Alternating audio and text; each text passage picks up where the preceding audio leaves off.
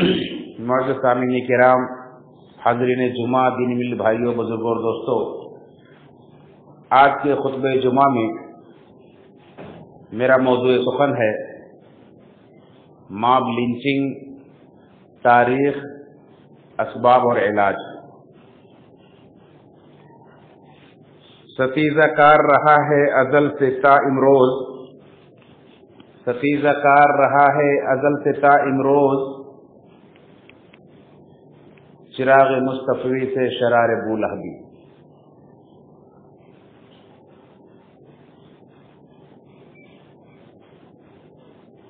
आजकल इस social media के ज़माने में एक खबर बड़ी आम है जो आए दिन वायरल होती है और हम सभी देखते हैं, सुनते हैं कि कहीं किसी इलाके में, कहीं किसी सुनसान जगह पर, कहीं किसी जंगल बयाबान में एक निहत्थे और मजबूर इंसान को कभी अवामी और पब्लिक की जगहों में भी, कभी राह चलते ट्रेन में भी किसी बुजुर्ग को, किसी कमजोर, किसी निहत्थे इंसान को, खुसूसन मुसलमान को चंद अवबाश किस्म के लोग घेर लेते हैं और उसके ऊपर कुछ न कुछ इल्जाम लगा करके उसके साथ तशद्दुद करते हैं, उसे मारते और पीटते हैं, उसके असबाब और सामान, कीमती अशिया वगैरह छीन लेते हैं और कभी कभी बड़ी बेदर्दी के साथ उसे कत्ल भी कर देते हैं, उसकी जान भी ले लेते हैं और उससे कुफरिया और शिरकिया नारे भी लगवाते हैं।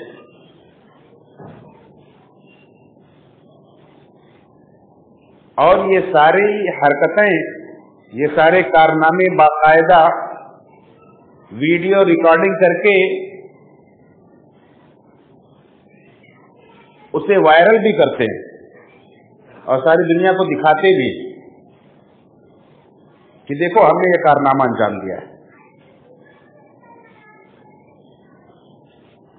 तो हमें देखना ये कि इसकी तारीख क्या है, जिसे आज के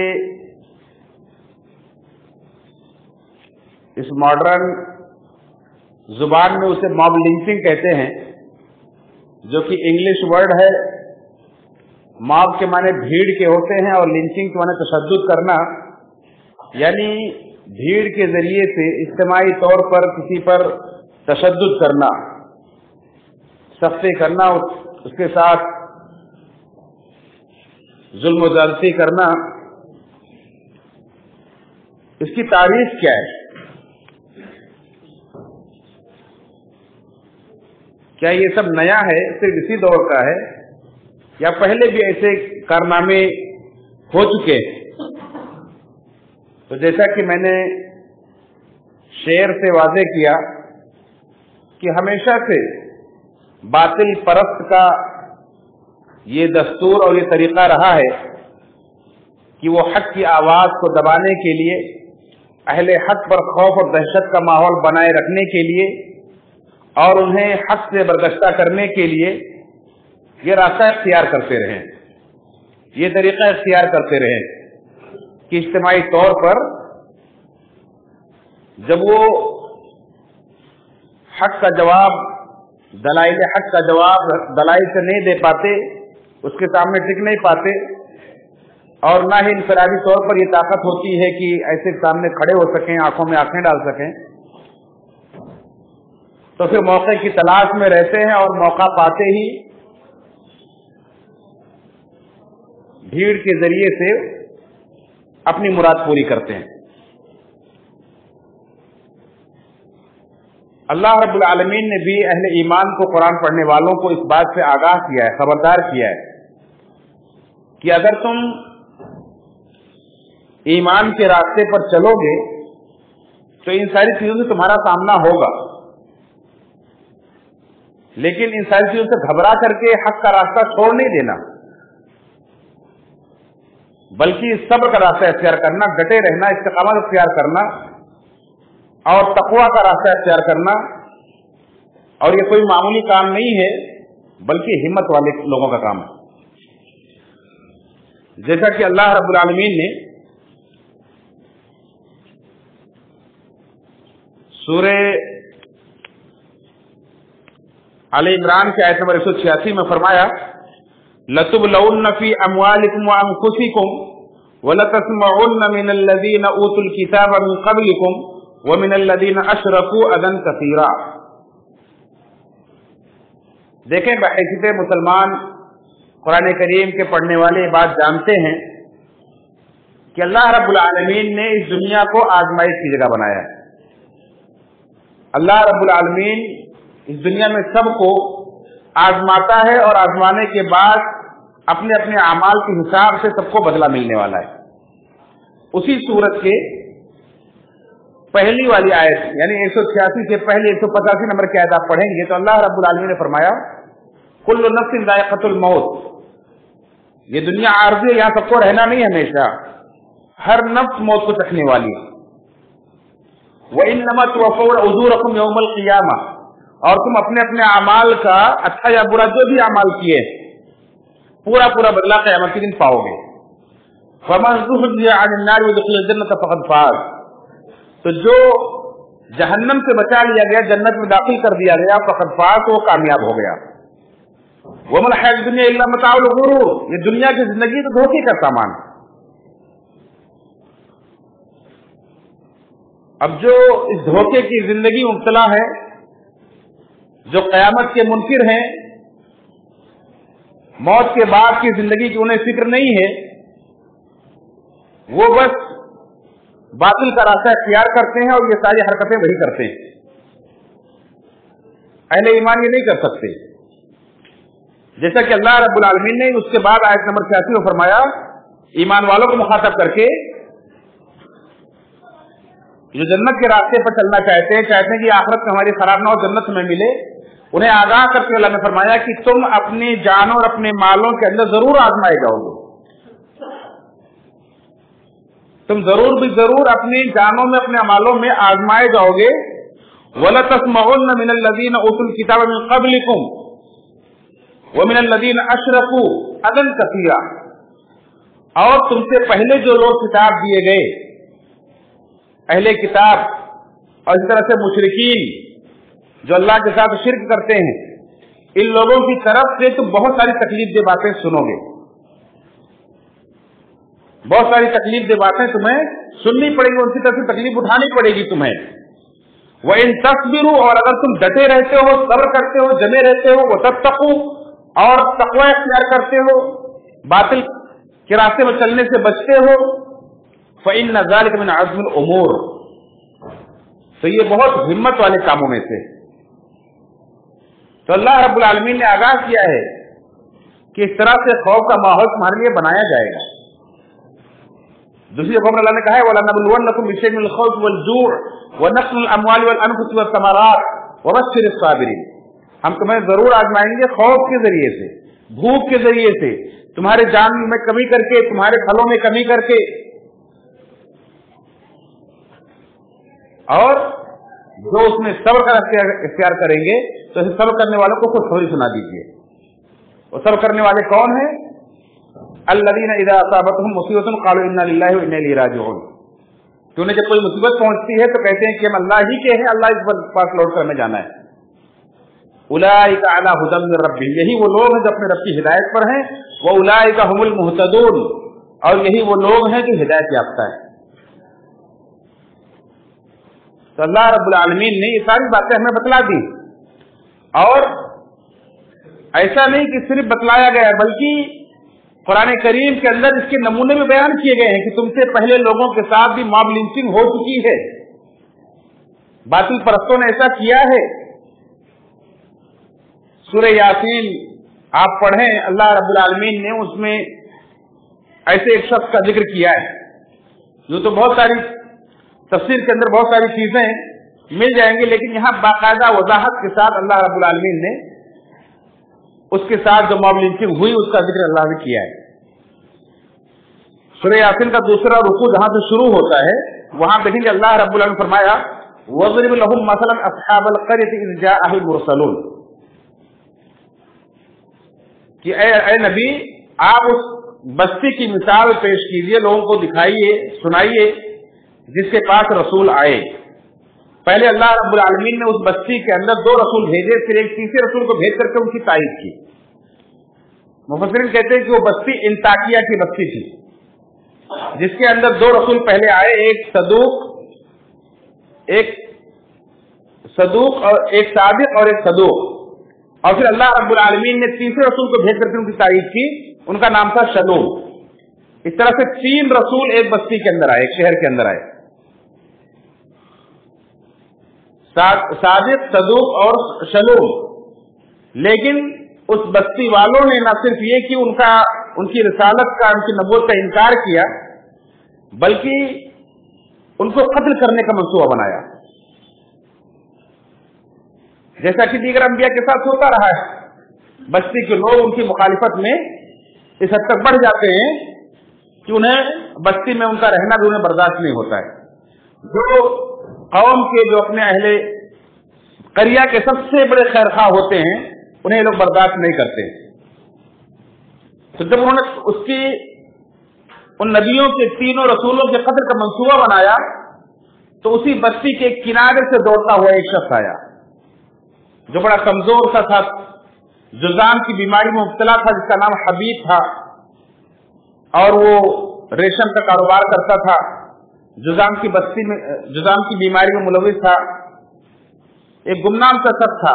لیکن دیکھیں اللہ رب العالمین نے اسے حق بات سمجھا دی، اس نے اپنی قوم کی خیرخواہی کرتے ہوئے انہیں دعوت دی اور کہا، اللہ نے فرمایا وَجَاءَ مِنْ أَقْصَى الْمَدِينَةِ رَجُلٌ يَسْعَىٰ، بستی کے کنارے سے ایک شخص دوڑتا ہوا آیا اور اس نے کہا قَالَ يَا قَوْمِ اتَّبِعُوا الْمُرْسَلِينَ، اے میری قوم کے لوگوں رسولوں کی بات مان لو، ان کی پیروی کرو، اتبعوا من لا يسألكم اجرا، ایسے رسولوں کی پیروی، ان کی بات کیوں نہیں مانتے، ان کی پیروی کیوں نہیں کرتے، ان کی بات مان لو جو تم سے کوئی بدلہ نہیں مانگتے، جو تم سے کوئی اجر نہیں مانگتے، وہم مہتدون، اور وہ سیدھے راستے پر ہیں، تمہاری صحیح رہنمائی کر رہے ہیں۔ کتنی اچھی خیرخواہی کی، لیکن اس بستی کے لوگوں نے کیا کیا، اس کے ساتھ اس پر تشدد کرنا شروع کر دیا۔ اجتماعی طور پر سب لوگوں نے مل کر کے اس کو مارا پیٹا، لاٹھی ڈنڈوں سے، پتھروں سے مارتے رہے، یہاں تک کہ اس کے اوپر چڑھ گئے، اس کو کچل دیا، اس کو رونق دیا، اس کی اتڑیاں پاخانے کے راستے سے باہر آ گئی، اور وہ سب پیٹتا رہا، ان کے تشدد کو برداشت کرتا رہا، اور صرف ایک ہی بات کہتا رہا کہ اللہ میری قوم کو ہدایت دے دے، اللہ میری قوم کو سمجھ دے دے، اللہ میری قوم کو ہدایت دے دے۔ یہ کہتا ہوا وہ شخص اپنی جان اللہ کے حوالے کر دیتا ہے اور شہید ہو جاتا ہے۔ اللہ رب ان سے حکم دیتا ہے قیل ادخل الجنہ، اللہ اسے کہتا جنت میں داخل ہو جا۔ ادھر دنیا کے اندر اس کو شہادت نصیب ہوئی، آخر کی جنت سے فروٹ ملی، اللہ تعالیٰ نے اس کی روح کو جنت میں پہنچا دیا اور کہا جنت میں داخل ہو جا۔ جنت میں داخل ہوا، جنت کی نعمتیں جب اس نے دیکھی تو اپنی قوم کو پھر یاد کیا، قال یا لیت قومی یعلمون، اے کاش کہ میری قوم دیکھ لیتی، میری قوم یہ جان لیتی کہ اللہ تعالیٰ نے مجھے بما غفر علی ربی وجعلنی من المکرمین، کہ اللہ تعالیٰ نے کس طرح سے میرے سارے زندگی کے گناہوں کو بخش کر کے مجھے جنت میں دے دی، کتنی عزت سے نوازا ہے، میرے قوم کے لوگوں کو یہ بات معلوم ہو جاتی۔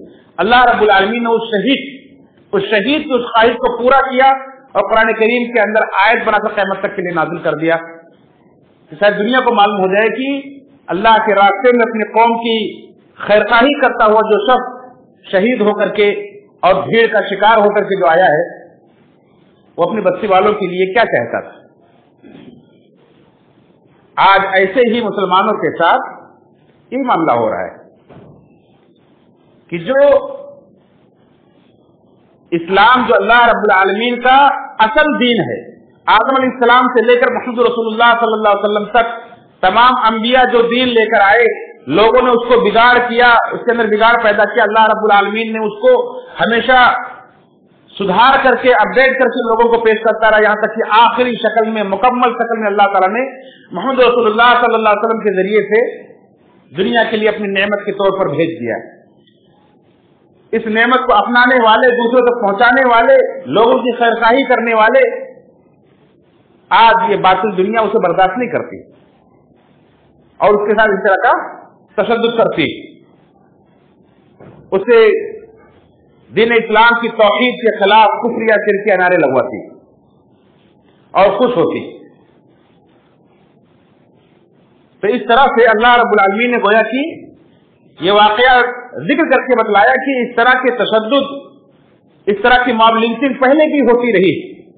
खुद अल्लाह के आखिर नबी जनाब रसूलुल्लाह सल्लल्लाहु अलैहि वसल्लम के साथ भी मक्का के अंदर और सहाबे किराम के साथ भी आप देखते हैं, आए दिन सुनते हैं, पढ़ते हैं, अल्लाह की सीरत पढ़ने वाले, सुनने वाले जानते हैं कि किस तरह से हमारे असलाफ गुजरे हैं। अल्लाह के रसूल सल्लल्लाहु अलैहि वसल्लम के खिलाफ मक्का का वो सियासी लीडर अबू जहल लोगों को भड़काता रहता है, वर्गलाता रहता है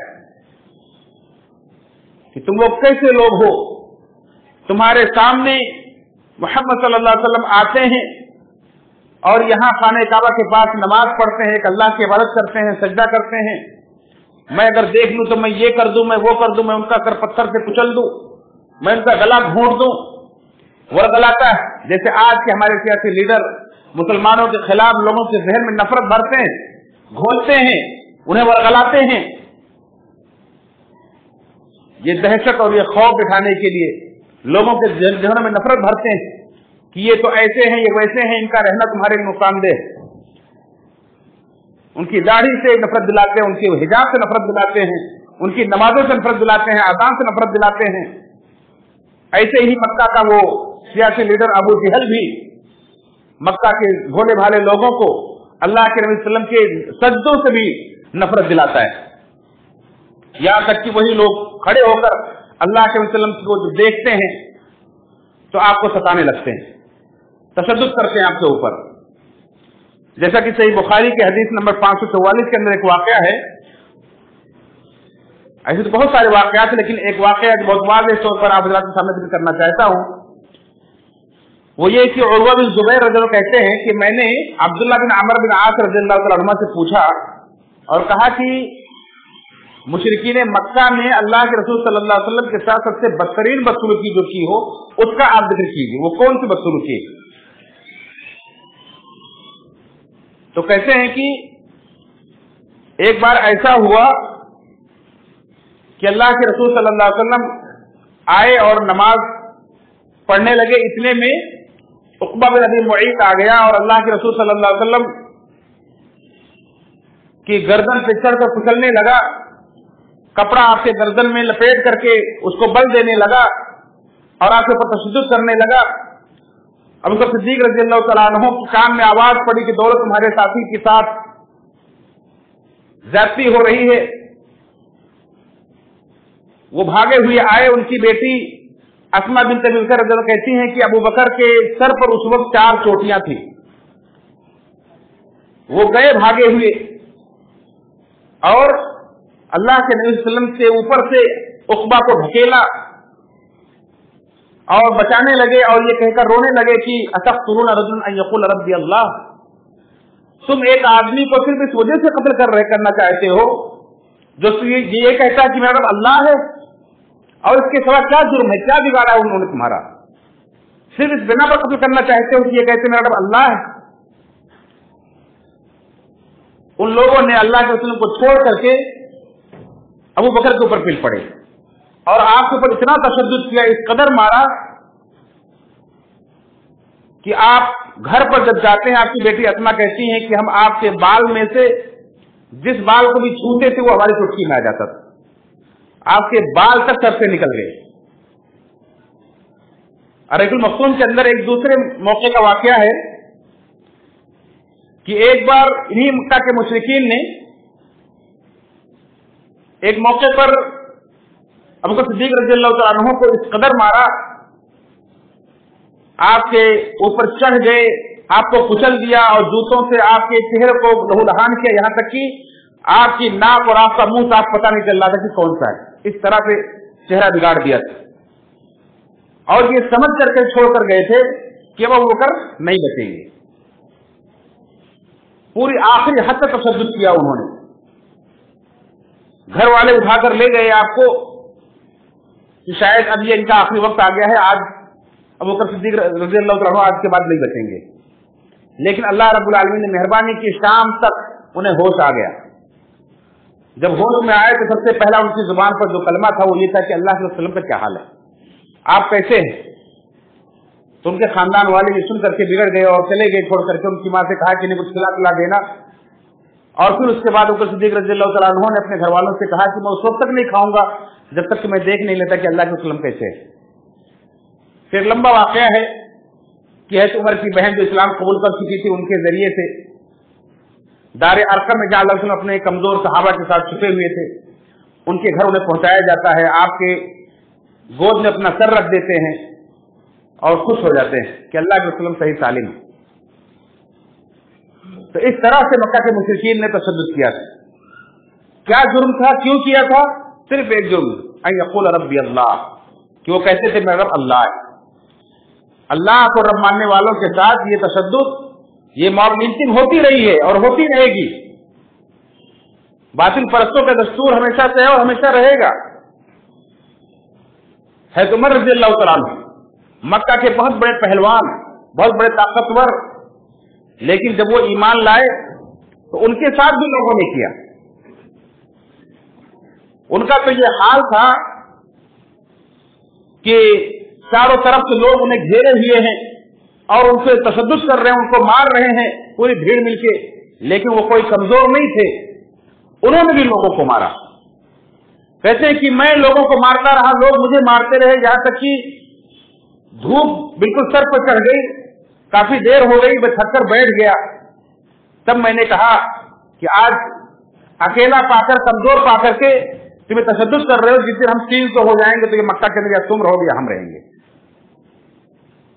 ہمیں فاروق رضی اللہ تعالیٰ عنہ کو اللہ رب العالمین نے فاروق کا لقب دیا کیونکہ ان کے ذریعے سے اللہ تعالیٰ نے اسلام کو قوت بخشی تھی. لیکن ایسے بہادر شخص کو بھی انہوں نے کیا کیا, ان کے گھر کو پورے مکہ کے مشرکین نے گھیر لیا, پوری وادی کھچا کھچ بھر گئی.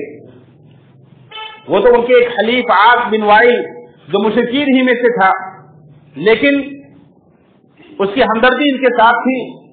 وہ آیا اور دیکھا کہ عمر کیا حال ہے, کیوں یہ بھیڑ جمع ہے. تو انہوں نے کہا کہ میں اسلام قبول کر لیا ہوں, اس لیے لوگ مجھے مارنا چاہتے. وہ عاص بن وائل باہر نکلا, اس نے کہا کہ نہیں, عمر کے ساتھ ہم کچھ نہیں کر سکتے, میں نے انہیں پناہ دی ہے, میں ان کا سپورٹ کر رہا ہوں. اور پھر لوگ وہاں سے بکھر گئے.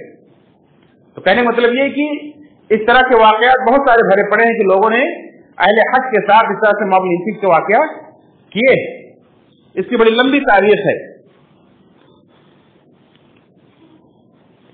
دیکھنا یہ ہے کہ اس کے اسباب کیا ہے. ایک مسلمان کو یہ معاشرہ برداشت کیوں نہیں کرتا ہے, اس کے ساتھ تشدد کیوں ہوتا ہے؟ اللہ رب العالمین نے قرآن کریم کے اندر اس کا بھی جواب دیا ہے کہ یہ شیطانی حرکت, شیطان کے نمائندے اس لیے کرتے ہیں تاکہ تمہارے اوپر خوف کا ماحول غالب رہے. آپ دیکھتے نہیں ہیں کہ باقاعدہ تشدد کر کے, ماب لنچنگ کر کے, اس کا ویڈیو بنا کر کے اور پھیلایا جاتا ہے, وائرل کیا جاتا ہے. کیوں؟ تاکہ دوسرے لوگ دیکھ کر کے دہشت میں آئیں, ڈر کر رہیں, آدمی اپنے دین پر عمل کرنا چھوڑ دے, آدمی داڑھی کے ساتھ, حجاب کے ساتھ باہر نکلنا چھوڑ دے, نماز پڑھنا چھوڑ دے. یہ مقصد ہے ان کا. اللہ رب العالمین نے ذکر کیا ہے کہ ایک موقع پر جب غزوہ احد پیش آیا تو غزوہ احد کے بعد مشرکین پھر سے جمع ہوئے اور شیطان نے خبر پہنچائی کہ لوگ تمہارے لیے جمع ہو گئے ہیں, ان سے ڈر جاؤ. ان الناس قد جمعوا لكم فاخشوهم. جو صحابہ احد کے میدان میں ابھی زخموں سے چور تھے, उनके पास ये खबर आई कि फिर से आ रहे हैं जमा होकर के, उनसे डर जाओ। अल्लाह ने फरमाया फज़ादतहुम ईमाना, तो उनके ईमान फौरन उससे बढ़ गए और उन्होंने कहा हस्बुनल्लाहु व निअमल वकील, अल्लाह हमारे लिए काफी बेहतरीन कारसाज है। आगे अल्लाह ने तज़किरा किया कि इन्नमा ज़ालिकुमुश शैतान, ये शैतान है, युखव्विफु औलियाअहु, वो अपने औलिया के जरिए से तुम्हें डराता है, उसके औलिया तुम्हें डराते हैं। फला तखाफूहुम, तो तुम उनसे डरो मत। वखाफूनी इन कुंतुम मुमिनीन, और अगर तुम्हारे अंदर ईमान है तो तुम सिर्फ अल्लाह से डरो।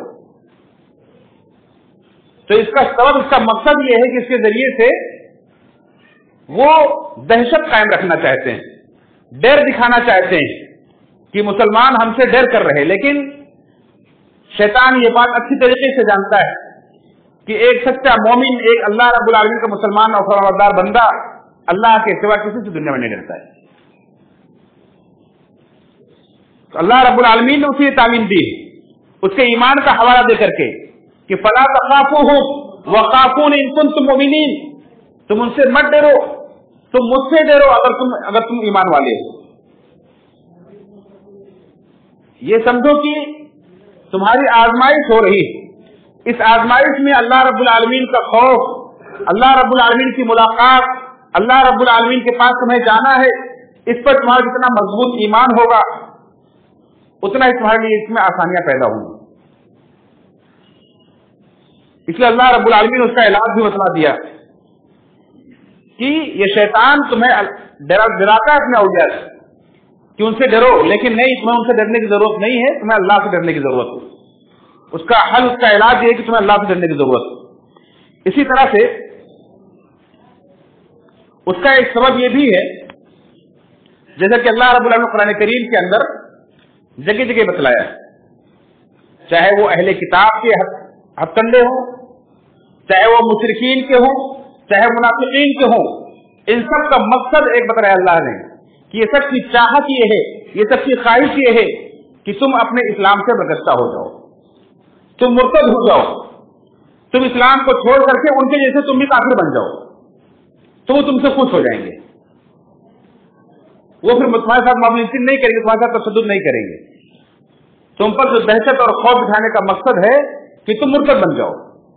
कुरान करीम की बहुत सारी आयतें हैं, जैसे कि सूरह बकरा की आयत नंबर 109 में अल्लाह ने फरमाया वद्द कसीर मिन अहल किताब लौ यरुद्दूनकुम बअद ईमानिकुम कुफ्फारन हसदन मिन इंदि अनफुसिहिम मिन बाद मा तबय्यन लहुमुल हक, के अक्सर अहले किताब, वद्द कसीर मिन अहल किताब, अक्सर अहले किताब ये चाहते हैं कि तुम अपने ईमान से फिर जाओ, अपने ईमान से पलट कर तुम काफिर बन जाओ। क्यों? हसदन मिन इंदि अनफुसिहिम, इस हसद में, इस जलन में कि जो चीज हमें नसीब नहीं हुई इनको नसीब क्यों? अल्लाह रब्बुल आलमीन का ये दीन जो सारी दुनिया के लिए, और ये दीन खैरखाही का नाम है, सबके लिए भलाई के लिए आया है, अल्लाह की नेमत के तौर पर सबको अता किया गया है। लेकिन एक नेमत तुम्हें नसीब नहीं हो रही है, तुम उसके लायक नहीं हो, तो जो अल्लाह रब्बुल आलमीन ने हिदायत दी है, जो दीन इस्लाम पर चलना चाहते हैं, उन्हें बर्दाश्त नहीं कर सकते। वो भी फिर इनके जैसे काफिर बन जाए, वो भी मुर्तद हो जाए, ये इनकी ख्वाहिश। ऐसे अल्लाह ने मुशरिकीन के बारे में फरमाया वला यज़ालूना युकातिलूनकुम हत्ता यरुद्दूकुम अन दीनिकुम, ये बराबर तुमसे लड़ते रहेंगे, इस तरह की हरकतें करते रहेंगे, मबलिसी तुम्हारी करते रहेंगे, हत्ता यरुद्दूकुम अन दीनिकुम, यहां तक कि तुम्हें तुम्हारे दीन से पलटा दें, तुम्हें तुम्हारे दीन से फेर दें। इन इस्तताऊ, अगर इनका बस चले, अगर इनके पास ताकत हो तो तुम्हें तुम्हारे दीन से पलटा दें। ये सारे हथकंडे इसीलिए हैं। अल्लाह ने फरमाया कि इसका नुकसान क्या होगा, वमन यरतद मिनकुम अन दीनिही फयमुत व हुवा काफिरुन फउलाइका हबितत अअमालुहुम फिद दुनिया वल आखिरह। लेकिन जो आदमी अपने दीन से पलट जाता है, मुर्तद हो जाता है, इनके खौफ और दहशत में मुब्तला होकर के, तो अल्लाह का कुछ नहीं बिगाड़ता है, अल्लाह का नुकसान नहीं होता है। उसका नुकसान ये होता है कि उसके सारे अमाल दुनिया और आखिरत के अंदर बर्बाद हो जाते हैं, कोई अमल उसके किसी काम का नहीं रह जाता है। वो उलाइका अस्हाबुन नार हुम फिहा खालिदून, और ये जहन्नम वालों में से हो जाता है, हमेशा हमें जहन्नम में रहेगा। इसलिए ऐसी हरकतों से अगर आप मुर्तद हो जाते हैं तो गोया कि उनके مراد پوری ہو جاتی ہے، ان کے مقصد میں کامیاب ہو جاتے ہیں اور آپ اپنا نقصان کر بیٹھتے ہیں. اسی طرح سے منافقین کے بارے میں اللہ نے فرمایا وَوَدُّوا لَوْ تَكْفُرُونَ كَمَا كَفَرُوا فَتَكُونُوا سَوَاءً فَلَا تَتَّخِذُوا مِنْهُمْ أَوْلِيَاءَ. یہ منافقین جو اوپر سے کلمہ پڑھتے ہیں، آپ کے ہمدرد بنتے ہیں، لیکن اندر سے کفر چھپا ہوتا ہے، کافروں سے ملے ہوتے ہیں، ان کی بھی چاہت یہ ہوتی ہے کہ تم کافر بن جاؤ جیسے یہ کافر بنے ہوئے ہیں. وَوَدُّوا لَوْ تَكْفُرُونَ كَمَا كَفَرُوا، تم بھی ویسے کافر بن جاؤ جیسے کافر بنے ہوئے ہیں، فَتَكُونُوا سَوَاءً، وہ دونوں برابر ہو جائیں. اللہ نے فرمایا کہ ایسے منافقوں کو بھی دوست مت بناؤ، ان سے بھی تھوڑا بچ کے رہو، دور رہو، ہوشیار رہو، جو تمہارے دین کے دشمن ہیں. تو یہ موب لنچنگ کی تاریخ اور اس کے اسباب میں نے حضرات کے سامنے رکھے. انشاءاللہ اگلے خطبہ جمعہ میں اس کا علاج بھی آپ لوگوں کو بتلاؤں گا کہ اس کا حل کیا ہے. قرآن و سنت کے اندر اللہ رب العالمین نے ان ساری چیزوں کے تعلق سے ہمیں کچھ علاج بھی بتلائے ہیں جو انشاءاللہ اگلے خطبے میں آپ سنیں گے.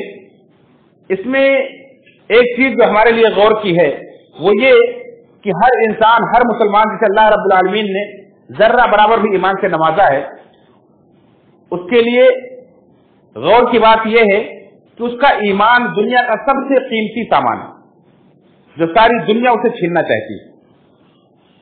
اور اسی ایمان کی حفاظت کرتے ہوئے اگر دنیا سے کوئی چلا جاتا ہے وہ سب سے کامیاب انسان ہے، چاہے اس کے لیے پوری دنیا کی قربانی اسے دینی پڑے، لیکن اپنے ایمان سے قدم نہ ہٹائے، اپنے ایمان کو نہ چھوڑے، وہ انسان کامیاب ہے. اور ہمارے اسلاف کی تاریخ ہم کو یہ بتلاتی ہے کہ انہوں نے اپنے گھر کو، وطن کو، اہل و عیال کو، ملک کو، سب کچھ چھوڑ دیا، ہجرت کر لیا، مال کی قربانی دی، جان کی قربانی دی، اپنی جان بھی اللہ کے حوالے کر دی، لیکن ایمان سے سودا نہیں کیا. تو یہ ساری موب لنچنگ جو ہوتی ہے آپ کے ایمان کو چھیننے کی کوششیں ہیں، اور آپ کو ایسے ماحول میں اپنے ایمان کی حفاظت کرنی ہے، اپنے ایمان کو بچانا ہے. کیسے بچانا ہے انشاءاللہ اگلے خطبے میں ہم سنیں گے. اللہ تعالیٰ سے دعا ہے رب العالمین ہم سب کو اس ایمان جیسی قیمتی دولت کو جو اللہ رب العالمین نے ہمیں دیا ہے، اور ہم چاہتے ہیں کہ یہ دولت ساری دنیا کو نصیب ہو. ساری دنیا کی خیرخواہی کرنا ہی اہل اسلام کا سیوا ہے، اور اہل اسلام کا یہی مشن ہے کہ وہ کسی کو نقصان پہنچانا، کسی کا برا چاہنا ان کے ذہن و دماغ میں بھی نہیں آتا. وہ صرف بھلائی کے لیے پیدا کیے گئے. کنتم خیر امۃ اخرجت للناس، تم بہترین امت لوگوں کے لیے نکالی گئی ہو، تم بھلائی کا حکم دیتے ہو، برائی سے منع کرتے ہو، اور اللہ پر ایمان رکھتے ہو. یہی تمہارا مشن ہے. تو اللہ رب العالمین نے یہ قیمتی دولت اگر آپ کو نصیب کی، اللہ تعالیٰ ہم سب کو مرتے دن تک اس پر قائم رکھے. رب العالمین ہمیں جب بھی دنیا سے اٹھائے تو حضرت ایمان پر اٹھائے. بار علاج دنیا سب کے ہر آزمائش، ہر فتنے سے ہماری حفاظت فرمائے. رب العالمین ہمارے تمام ان بھائیوں کی جو کہیں بھی خوف و دہشت کے ماحول میں ہیں، اللہ تعالیٰ انہیں امن و امان عطا فرمائے. رب العالمین ہمارے جو بیمار بھائی ہیں انہیں شفائے کاملہ عطا فرما، ہمارے حلال روزی برکت عطا فرما. رب العالمین ہمارے اہل اسلام کی سچی مدد فرما. رب العالمین جب بھی دنیا سے اٹھائے تو ایمان کے ساتھ ہمیں اٹھائے، جنت فردوس میں سب کو نبی کریم صلی اللہ علیہ وسلم صحابہ کرام کے ساتھ نصیب فرمائے. آمین تقبل یا رب العالمین. ان اللہ ملائکۃ یصلون علی النبی یا ایھا الذین آمنوا صلوا علیہ وسلموا تسلیما. اللهم صل علی محمد وعلی محمد كما صلیت علی ابراہیم وعلی ال ابراہیم انک حمید مجید. اللهم بارک علی محمد وعلی محمد كما بارکت علی ابراہیم وعلی ال ابراہیم انک حمید مجید. عباد اللہ رحمکم اللہ.